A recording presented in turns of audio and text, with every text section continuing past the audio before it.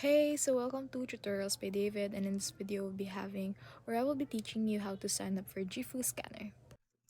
Guys, by signing up this Jifu scanner, it is actually quick and straightforward. So if you have the app, then go to the app and install it, but I'm using the website version. So this one, you just want to select your country and then accept.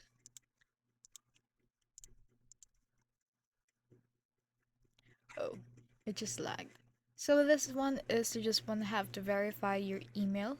You want to put on your email address, and then after that, it will ask you for your personal information. So of course, you just want to fill out all the data that is needed, and then you want to go verify. So for this one, the first step is verifying email. Of course, it will give you like some code in order to verify that. And you want to press continue for that, and then create a strong password and confirm it to secure your account. Some versions may require or this is vary from your country. It may apply like a SMS or verification code and enter it in the app. So after a few verification, review the terms and condition and then tap agree to complete your registration.